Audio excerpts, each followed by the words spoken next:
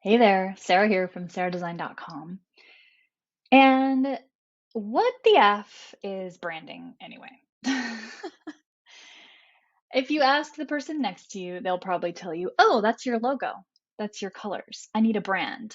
Make me a logo. Pick my fonts. Pick some, icons and graphics. And that is one piece of your brand. That's a visual piece. But branding is so much more than that. Like creating a true brand for your business, when you've succeeded in doing that, it means that people in random group X are going to be tagging you when somebody asks about that thing, that topic that is your area of expertise. So if I have created my brand successfully, which is all about branding and sales pages and website design, caring, funnels, empathy. If I've done this correctly, then people inside entrepreneur groups who are saying, I have to create a sales page and a launch, and I just don't want to do it, and I don't know where to start. Does anybody know who I can reach out to? People are going to tag me. I'll know I've done my job right when 15 people tag me on that post. You got to check out Sarah G from sarahdesign.com. She can help you. Go book a blueprint with her. Book your launch formula blueprint today. And I wouldn't create that reputation. I wouldn't have something that I'm known for just by creating a logo and some colors. And I don't want to poo poo on those either. That stuff is important. It's necessary for you to have those pieces and to have a brand guide that includes the visual aspects, because the pieces of content that you put out, the graphics you create, the future pages that you make, your whole website, maybe even your wardrobe, all need to be tied in with those choices. And it needs to appeal to your audience and reflect you and your goals with the business. But there's so much more to branding than that. There's also your copy voice, your messaging and positioning. These are all the words and how the words are put out into the world and how they are perceived by the people around you. It's, when you create a brand guide for yourself, you have the visual parts of the brand guide. You also have the copy and copy voice. Copy voice means, how do I sound in my copy? Do I sound very staid and businesslike, like a lawyer?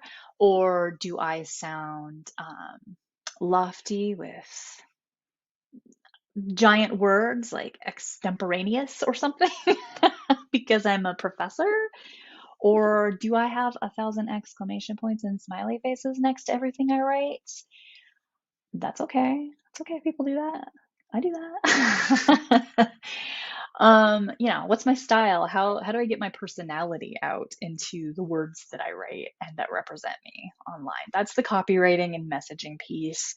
Messaging is also like, what is, apart from the words, what is the message you're sending across? So I could be a very, lofty, uses big words and only periods person, or a super fun cheerleader, exclamation, smiley face person, and still be having the same message, which is, for me, empathy based, sales funnels and marketing and online presence, full of integrity instead of fear and desperation.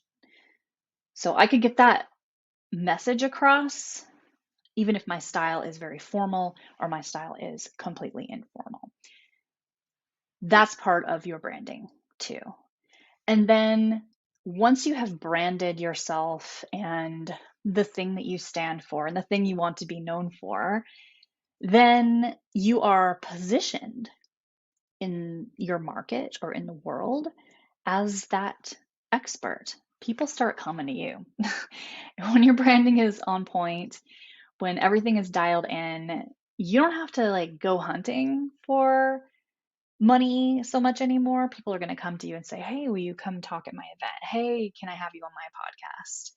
Hey, I'd love to have you teach inside my course. Hey, can I pay you to sponsor my own brand? Can you share my designer suitcases and briefcases on your website and in your videos? That's when this stuff comes to you instead of you having to go to it. So it is worth doing. Now, there is a stage of your business where just thinking about maybe the logo and the colors and looking decent and pulled together is enough. And you're still finding your way on that positioning, on that thing that you are known for. You have to have like probably a few years of experimenting and writing and teaching and helping people on that topic before it's worth investing in somebody to help you with that. So my clients, the people who come to me, are pretty well established. They've been around a while.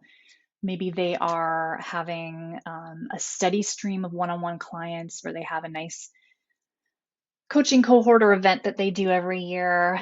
And now they're just thinking about creating a course to help people DIY that. And they need to launch that out into the world, and they need to figure out the platform to put it on and how to make that sales page and how to talk about that new thing that they're selling.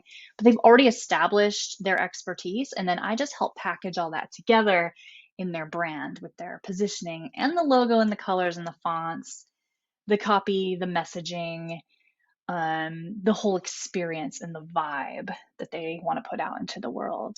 And that's where really strong brands come from.